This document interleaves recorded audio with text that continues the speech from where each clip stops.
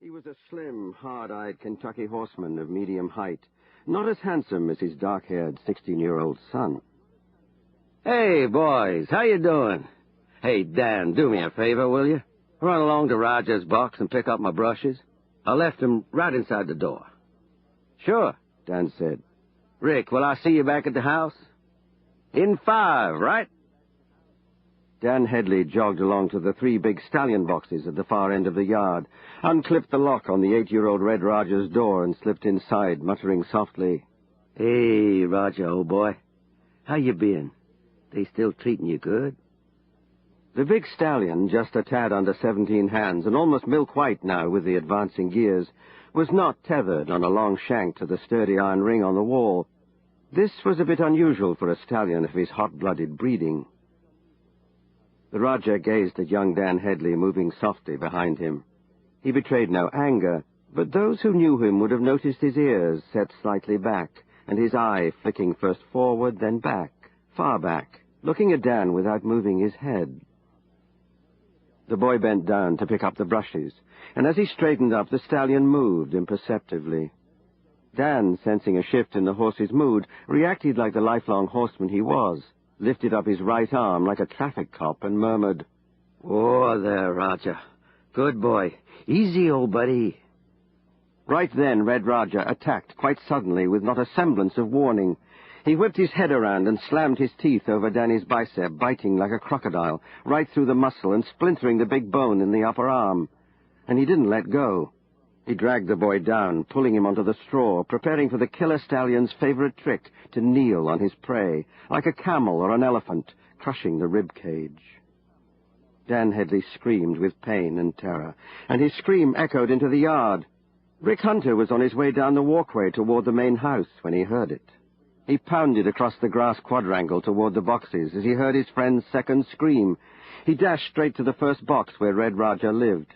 When he got there, he searched instantly for a weapon and saw the trusty Louisville slugger against the wall.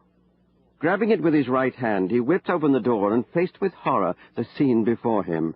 Danny, blood pouring from his smashed right arm, trying to protect himself against the onslaught of the stallion looming over him. Rick never hesitated, wound back the bat, and slammed it into Red Roger's ribs with a blow that would surely have killed a man. It did not, however, kill Red Roger. The great white horse swung his head around as if deciding which of the 2 boys to attack first.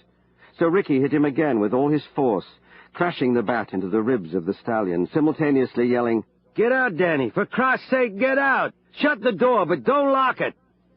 Dan Headley, half in shock, maddened by the pain, rolled and crawled out of the box. Still flat on the ground, he kicked the door shut and passed out from the pain. And now Rick was on his own. He flattened himself into the pose of the horse's most ancient and feared enemy, the lion. He tried to assume the crouched, threatening stance of a big cat preparing to pounce, trying to reawaken thousands of years of unconscious phobia in the psyche of the horse. He roared like a lion, all the while trying to get the warm-up jacket from around his waist. The fight seemed to have gone right out of Raja, who was now standing stock still. And he was not prepared when the 6'4" heir to Hunter Valley jumped up and dived at his head, ramming the jacket hard down over his eyes and face. Red Raja was in the pitch dark now, and no horse likes to move when he's unable to see anything.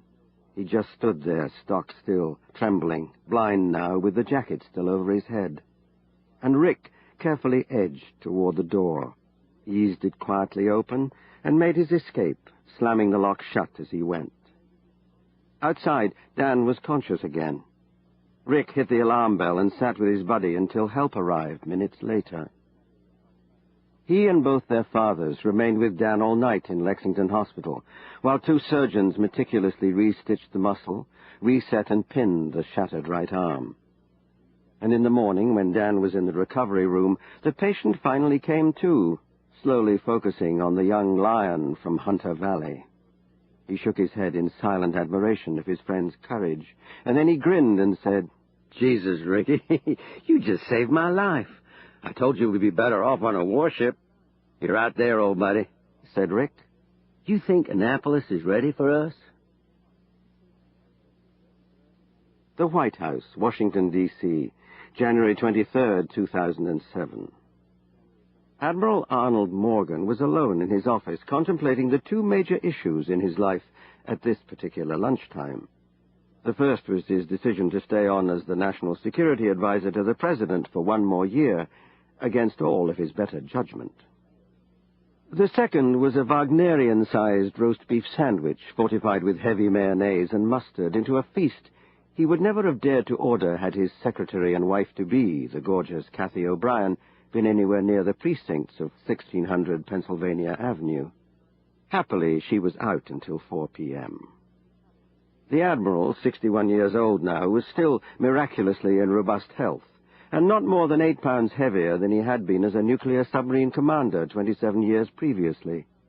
He tucked a large white linen napkin into his shirt collar and bit luxuriously into his sandwich. "I still have no idea what the hell I'm doing here," he muttered to himself. "The goddamn world's gone quiet temporarily, and I'm sitting here like a goddamn lapdog waiting for our esteemed but flaky leader." A complete flake. The words had been used about the President over and over at that final meeting at the home of Admiral Scott Dunsmore, the wise and deceptively wealthy former chairman of the Joint Chiefs. Arnold Morgan could not understand what the fuss was about. Plenty of other NSAs had resigned, but apparently he was not permitted that basic human right. Christ, everyone had been there, and no one had even informed him. He'd walked stone-cold into a room containing not only General Scannell, chairman of the Joint Chiefs, but 2 former chairmen, plus the Chief of Naval Operations and the Commandant of the United States Marines. The Defense Secretary was there and 2 senior members of the Senate Armed Services Committee. Altogether, there were 4 current members of the National Security Council in attendance. Their joint mission was simple: to persuade Admiral Morgan to withdraw his resignation and to remain in office until the Republican president's second term was over.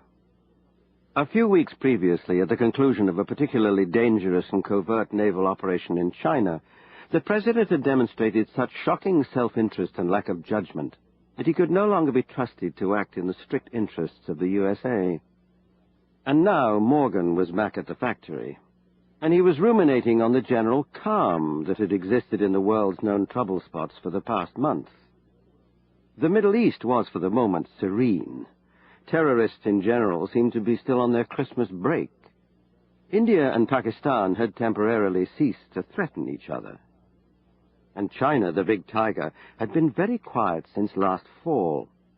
Indeed, according to the satellite photographs, they were not even conducting fleet exercises near Taiwan, which made for a change. The only halfway interesting piece of intelligence to come Admiral Morgan's way since Christmas was a report put together by the CIA's Russian desk.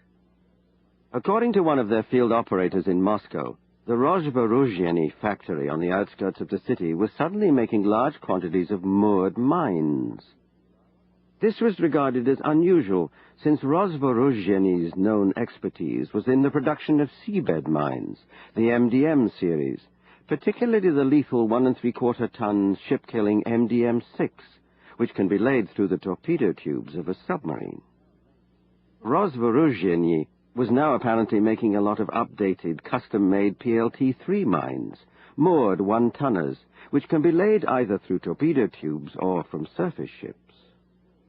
The CIA had no information about where the mines were going, if anywhere, but their man had been certain this was a very unusual development. Most Russian-made mines these days were strictly for export. Admiral Morgan growled to himself. Now, who the hell wants a damn large shipment of moored PLT-3s, huh? He chewed on the roast beef and pondered silently. He did not much like it. If the goddamn penniless Russians are building several hundred expensive mines, someone's ordered them. And if someone's ordered them, they plan to lay them, right? Otherwise, they wouldn't have ordered them. The Great Hall of the People, Tiananmen Square, Beijing. 0900 local time, January the 23rd, 2007. The largest government building in the world, home of the National People's Congress, was locked, barred, and bolted this Tuesday morning. Business was cancelled, the public was banned, and there were more military armed guards patrolling the snow-covered western side of the square.